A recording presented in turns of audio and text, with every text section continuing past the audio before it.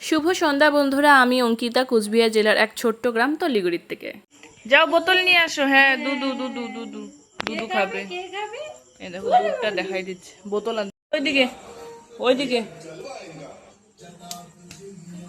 দুধ খাবে, দুধু খাবে। হ্যাঁ, শুনু শুনু, দাঁড়াও আমি দিয়ে দাও। গুটুলু দুধু খাবে। এই দেখো সরটা তো ফেলে দিতে হয়, কারণ জানু সর খায় না। নাও নাও নাও, তেত্তি তেত্তি বাবা, তেত্তি নাও, তেত্তি তেত্তি নাও, নাও নাও নাও নাও নাও।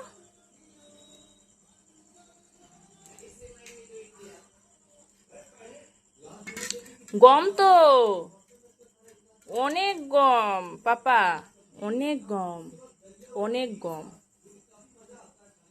আমার জানো হচ্ছে সারা দিন ভাত খাবে না, এক ফোঁটা ভাতও খাবে না, অন্য কিছু খাবে না, শুধুমাত্র এই দুধের উপরে পড়ে থাকবে। আর যখন তার খিদে পায়, সে মানে দুধ গরমও করতে দিবে না, ঠান্ডাও করতে দিবে না, ওকে হচ্ছে দুধ দাও। গরম দুধ তো এখন দেওয়া যায় না। এই যে এখন জানো তো এত পরিমাণে জেদ করছে, আমি ভিডিওটা বন্ধ করে তাড়াতাড়ি ওকে দুধটা ঠান্ডা করে তারপরে বোতলে ভরে দিলাম। সরি, আগে বোতলে ভরে দিলাম, তারপরে কিন্তু ঠান্ডা করে তারপরে ওকে খেতে দিয়েছি। আর অতটুকু টাইমের মধ্যে ও এত পরিমাণে কান্না। আজকে জানো তো সারাদিন মন খারাপ ছিল, তার জন্য ভিডিও শ্যুটই করি নাই, কিন্তু একদমই ইচ্ছা করছে না যে ভিডিওটা আমি আজকে মিস দিই। তার জন্য ফটাফট বিকেলে একটু শ্যুট করে তোমাদের সাথে শেয়ার করছি। তারপরে নিজেকে নিজেই বুঝলাম যে জীবন তো চলবেই, থেমে তো থাকবে না কারোর জন্যই, বা আমার মন খারাপ হচ্ছে তার জন্য থেমে থাকবে না। তাই হচ্ছে নিজের মনটা ঠিক করে আবার তোমাদের সাথে ভিডিও শেয়ার করলাম, একটা ছোট্ট বিকেলের ব্লগ। আসলে বলো তো কি, টাকা পয়সার সমস্যা থাকলে যা হয়, কোনো কোনো সময় এরকম হয়ে যায়, এতটা পরিস্থিতি খারাপ হয়ে যায়, তখন লাগে কেউ যদি 2 টাকা দিয়ে হেল্প করতো তাহলে কতটাই না ভালো হতো। বা আমাদের কাছে যদি আজকে অন্য মানুষের মতন ভালো টাকা পয়সা থাকতো, তাহলে কিন্তু আমরা আমাদের মন মতো খরচও করতে পারতাম, আর সেভিংসও করতে পারতাম, সুন্দর বাড়িও বানাইতে পারতাম, সব কিছুই হতো। বলো থাক, অনেক কষ্ট করে নিজের মনটাকে ভালো করেছি, আবার এই কথাগুলো শেয়ার করে মনটা খারাপ করতে চাই না। আসলে ভয়েস ওভারটা যদি আমি মন খারাপের সময় দিতাম, তাহলে হয়তো তোমাদের সাথে অনেক কিছু শেয়ার করতে পারতাম। আসলে তোমাদের সাথে ভালোটা শেয়ার মানে সবসময় ভালোটা শেয়ার করে অভ্যেস হয়ে গেছে, এখন নিজের খারাপটা না শেয়ার করতে ইচ্ছাই করে না। ইউটিউব তো বুঝবে না যে আমার মন খারাপ না আমার পরিস্থিতি কীরকম, আমি কেমন পরিস্থিতি দিয়ে যাচ্ছি। ইউটিউবে অ্যালগোরিদম তো ভিডিও চাইবে, তাই ভাবলাম যে চলো ভিডিওটা দেই, এটা দিয়ে যদি একটু টাকা পয়সার সমস্যাটা সমাধান হয়। যদিও বা মনিটাইজেশনের তো আশা আমি করি না, কারণ 5 বছর ধরে ভিডিও করছি, কোনো লাভই হচ্ছে না। তাও আর কি চেষ্টা করি যে ভিডিও যেন মিস না যায়। আর ভিডিওতে ভিউজের কথা তো বলোই না, যা ভিউজ আসে ওটা দিয়ে তো লাগে না যে এই জন্মে কিছু হতে পারে আর কি। আসলে বর ডিউটি করে, ও ভীষণ পরিশ্রম করে, কিন্তু ওর পাশাপাশি যদি আমিও কিছু করতাম তাহলে হয়তো আমাদের পরিস্থিতিটা একটু ভালো হতো। কিন্তু আমি কিভাবে কী করবো বলো তো, আমার বাচ্চা তো একদম ছোট, আরও এত পরিমাণে চঞ্চল যে ওর পিছনে একজন দিয়ে হয়ই না, জানো তো। আমরা বাড়িতে তিনটে লোক হাঁপসে যাই, আর হায়দ্রাবাদে আমি একাই ওকে হ্যান্ডেল করতাম।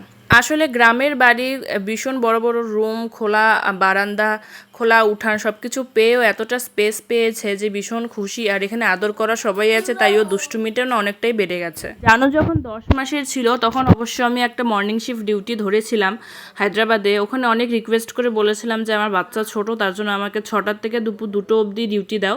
তো ওরাও রাজি হয়েছিল, স্যারগুলো খুবই ভালো ছিল, আমার অনেকটা হেল্প করেছে। যখন প্রেগনেন্সি টাইমে আমি ওখানে ডিউটি করতাম, আর হচ্ছে জানু হওয়ার পরে বেশি দিন করতে পারিনি, 4 মাসই করতে পেরেছে। আসলে জানুর পাপা নাইট ডিউটি যায়, নাইট ডিউটি করে এসে ওকে আর সকালবেলা না রাখতে পারে না। সারা রাতে যদি ওর ঘুম হয় না, সকালবেলা ঘুমটা ওর ভীষণ জরুরি। আর আমার ডিউটিটা কিন্তু সকাল থেকেই ছিল, তার জন্য।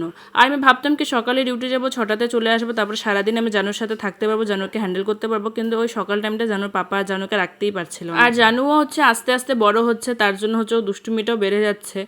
তো একদিন আমি ডিউটিতেই ছিলাম, আর যেন পাপা ফোন করে ভীষণ রাগারাগি করছিল, তো তখনই আমি ডিউটিটা ছেড়ে দিয়েছি। আর মনে মনে ভেবেছি যে আর ডিউটি আমি করবো না, কারণ এত ছোটো বাচ্চা নিয়ে ডিউটি করা সম্ভব না। আমার উপর দিয়ে যখন আমি ডিউটি করছিলাম তখন অনেক অনেক পরিমাণে প্রেশার যাচ্ছিলো, কিন্তু তাও হাতে টাকা আসছিলো জন্য একটু সন্তুষ্ট ছিলাম। আর খালি 2টা অবধি তো, তারপরে তো আমি জানুর সাথে থাকতামই। মানে ডিউটির থেকে এসে রান্না বান্না, বাসন মাজা, ঘর পরিষ্কার করে জানুকে স্নান করানো, খাওয়ানো সব কিছুই করতাম। মাঝে মধ্যে এসে দেখতাম যে জানুর পাপা জানুকে স্নান করিয়েছে, আছে। আর জানুর পাপা আগা করে কাপড়টা ধুতো, তো কাপড় ধোয়া নিয়ে আমার টেনশন থাকতো না। যখন ডিউটি করতাম তখনও কাপড় ধুতো, যখন প্রেগনেন্ট ছিলাম তখনও কাপড় ধুতো, আর এখনও কিন্তু কাপড়টা ওই ধয়। হঠাৎ মাঝে মধ্যে যখন ও টাইম পায় না একদমই তখনই আমি ধুই, বাদবাকি কিন্তু ওই দেয়। জানুর পাপা যথেষ্ট ইনকাম করে, কিন্তু আমাদের এতগুলো লোন, তারপরে হায়দ্রাবাদের রুম রেন্ট তো বিশাল, তারপরে জানু ফর্মুলা মিল্ক খায় সেটারও খরচা, মানে সব কিছু মিলে আর সব কিছু দিয়ে আর মানে তালি মেলাতে পারছে না।